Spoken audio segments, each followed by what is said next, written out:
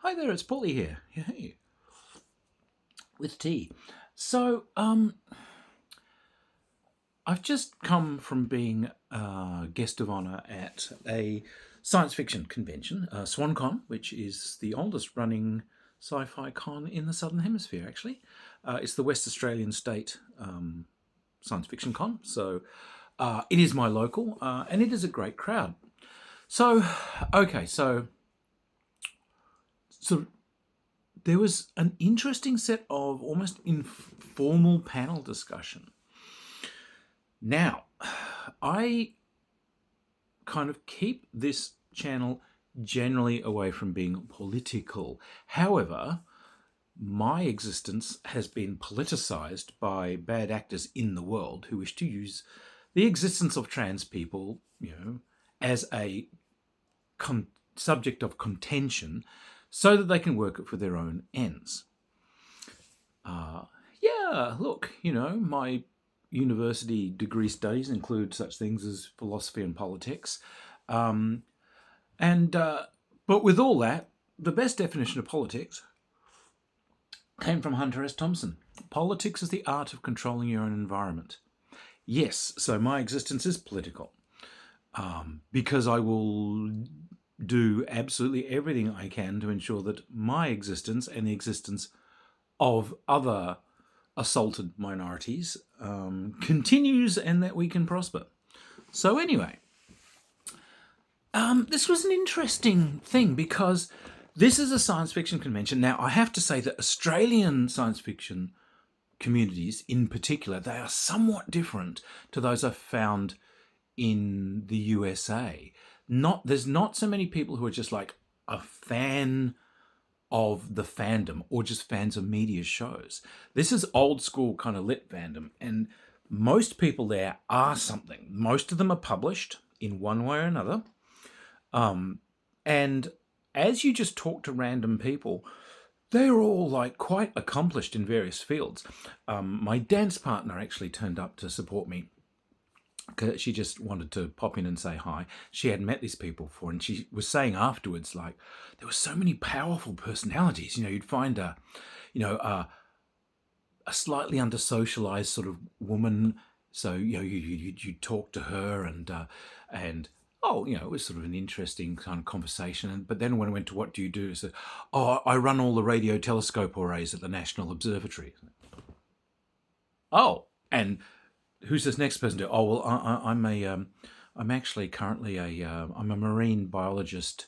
I'm currently a researcher. We're looking at regenerative properties of skates and rays and how that can fold over into current medicine.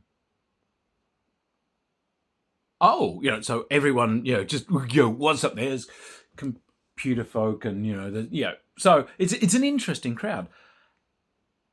But with all that erudition, and having come from an environment about science fiction, the world of possibilities, but also a world of knowledge where everyone's sharing things, these guys really knew nothing about trans issues. Now, so I'm sitting down and in the socializing area, and some people turn up and talk, including the organizers and so on, bless them.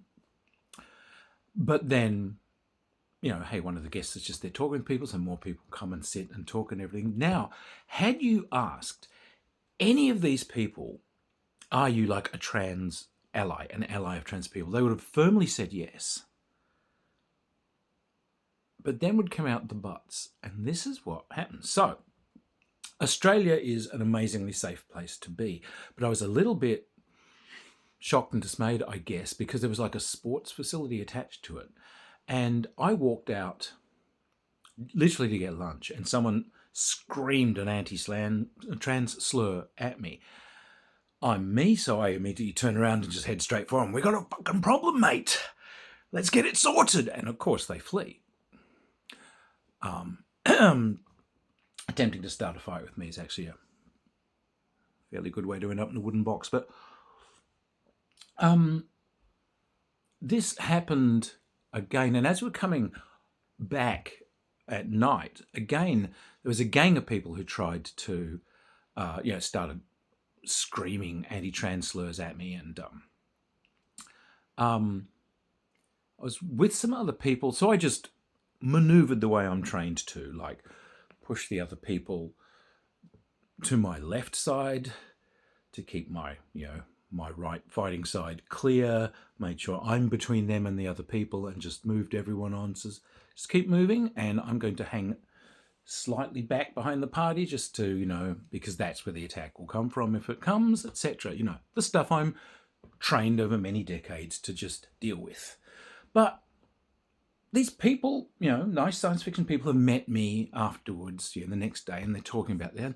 We just don't expect this, it just hasn't happened. And I'm trying to explain that this actually is part of my life. The first thing I have to do each morning is clear the hate messages off this channel, this very channel. There will be many privileged, always white men, privileged white men who think that they can just pour vitriol and abuse on an abused minority. Because they just feel privileged to do so. And I'm trying to explain to people. And of course, they go, oh yeah, I'm a trans ally. But, here come the buts. So, one of the con organisers, nice lady, but she's, oh yeah, and I just don't get it, right? Australian accent there. She's got the West Australian accent, right? It's like, oh, you should just be able to use any bathroom you want to. I said, well, yes. I mean, I've used women's bathrooms in Cambodia and Laos and Thailand and Malaysia and in Italy and, in Spain and in France and in Germany, it's really only a problem in the USA because it's been manufactured to be a problem, and everyone's kind of looking at it. Manufactured to be a problem. Well, yeah, it's a problem that doesn't exist. It's not problematic at all, but someone has created the problems. Oh, yeah, well, yeah, you should just be able to do whatever you want. But, I guess something's got to be done, about the men that dress up as women so they can attack people in bathrooms. I was like, and that's where I'm shutting you all down. Says, everyone attends. Says, that's a serious problem. Good. You all have phones. You have access to Google. Bring the cases before me. Well, here you go. Number of attacks by trans people versus cis women in bathrooms for the last decade. Search it right now. You've got the access to the Library of Alexandria in your hands. Off you go. Search it out. I'm not finding anything. You're not finding anything for a reason, because it has never smegging happened. Pretty much not in the history of humankind. It's not a thing. Now, let me tell you how this works. This is not the first time we have heard this narrative. When feminism was first actually getting some traction in the late 60s, the American right wing decided that we've got to have some kind of scare tactic to try and push this down, push back against this, destroy it. Obviously, all feminists must be hairy-legged lesbians, so we're going to say that you can't encourage these people to be around because lesbians are going to be in the same toilets as women and they're going to sexually assault you. Have you ever heard of anyone being sexually assaulted by a lesbian in a public toilet? Well, no, that's not a thing. Roll over to the 80s, we got the same rhetoric being used against gay people when it was decided to turn that failed campaign against gay male men. Gay males are going to assault you in toilets. Well, I can't say they're going to assault white women's, which is, of course, what it's all about, but they'll assault men. Well, not really. That doesn't really happen. So that doesn't really have any traction either. Yes, there are beats and, male homosexual activity takes place in them, but they're not like, springing out of cubicles onto passers-by. This is not a thing. Now it's the trans people's turn, and this is the rhetoric. So, we agree this isn't happening here. Who does attack women in toilets? We don't know. I'll tell you, cis men. If a cis man wants to rape you in a toilet, he does not buy a $500 wig and a $300 dress and go through elaborate masquerades. He kicks the smegging doors in, beats a living shit out of you, and he rapes you. And this scenario has been played out 1,000 times. Take your Google and have a look at number of assaults and rapes in public toilets. In general, you will find answers. And you'll see who's doing it. Rape is most absolutely predominantly a crime done by cis men against women. That's really it. There are exceptions, they are notable exceptions, but in general, if you're going to be raped, you're going to be raped by a man. And no, he's not going to dress up as a woman in order to do it, because he doesn't have to. He just doesn't have to. That's not how that works. Oh, we hadn't thought of that. I know you hadn't thought of that. Why do you think that? And again, these very clever science fiction people, what do you mean why? Says, why do you think that men dress up as women specifically to rape people in toilets? There was a thing about it. Says, aha. And from whence did you find the things? Oh, there was media coverage about it. Yes.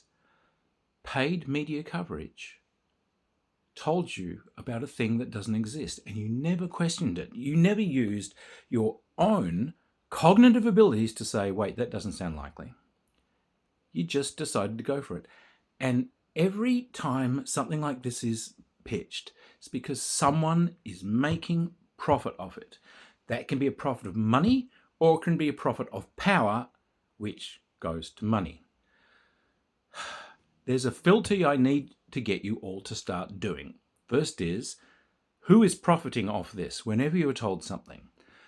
But another thing you need to do is to say, does the thing I'm being told defend a hierarchy? If it defends or promotes a hierarchy, it is almost certainly false and almost certainly designed to manipulate you. That's how that is. And by hierarchy, that can mean many things, but in general, it's defending a status quo so that people in power aren't going to be under threat of any change to society that might in any way challenge their privileged positions. And that goes from Karens, who are basically privileged white women who can leverage the privilege of being a wealthy white woman to an advantage within their niche, or old white guys in power. But just start thinking. Oh, we hadn't really thought about that. Yeah. Yeah, but of course it's like, someone else comes in. Oh, yeah. Well, the main thing with trans people is, we just got to stop men. Is it men competing in women's sports? And I'm going to stop you there. Says, big fan of women in sports, are you? Says, absolutely. Says, fantastic. And it's wonderful that you are. Who's your favourite female athlete? Deathly silence, of course. You don't actually know any, do you? What's your favourite sport to watch? A female sport. Do you watch women's soccer? Perth has quite a famous women's soccer team. Do you know what they're called? No? Okay. Once again, you're very worried about this. Where did you hear that this was happening? On the media. Okay. Trans people have been allowed to compete in the Olympics since 2004. Yeah. But it's only suddenly a big deal now. The last couple of years, since about 2021, 22, when the right wing have decided to start their culture war bullshit and bring this in. You got 16, 17 years without a whisper, and suddenly it's the big deal of the day. This is now, trans women and trans men in sport is a nuanced conversation, which has to be had. Every single sport should have a unbigoted and informed discussion within itself about what its needs are and what it should do. Because, for instance, I did kendo. I'm good at it. I'm second dan kendo. But there are women who are way smaller than me, and they're lightning fast. They've beaten me hands down. There's big, huge, monstrous men. And a couple of them are giving me a run for their money. Usually not, because they're big and clumsy. But it's like, what do we need in that sport? Need it be split into men and women? Badminton. Do we need men and women's badminton? It's relying entirely on basically twitch speed and speed of foot and reaction time and accuracy, things at which women excel. the thing you're being told is that women are a weak underclass who must be protected from men, is the undercurrent to this. But what you're not thinking about is the fact that there has to be this nuanced conversation, sport by sport, of what that community needs. Does it need segregation? What kind of segregation? If we're doing judo, that's already segregated by weight class. So we can have men versus women competition, for instance, if it stays within the same weight. If that community believes that some kind of upper body strength somehow contributes to your efficiency, which actually, quite honestly, it does not, but if that community decides with mature reflection, with men and women in an unbigoted format, that might be a thing, then perhaps we tweak the weight classes a bit so that they reflect, slightly different weights for men and women within different classes. But that's referring to the community you're trying to affect. But that's not what you guys are saying should be done, because that's not what you're being told should be done. You're saying all trans women must be banned from being in sport with women. And you're not even hearing about trans men, are you? Well, no. Do they do sport? Do they do sport? Yes, they do. Because you've been led away from an actual discussion that will have actual fruitful results, mature and intelligent results that refer to the community that they're supposed to affect. And instead, you lead into a blanket ban that marginalizes specifically trans women again. And who told you to do it? Why are they doing it? It's defending hierarchy. It's defending a view of women as being inferior to men, lesser than men, must be protected from having to compete with men on any kind of level ground, even in sports where they can compete in level ground.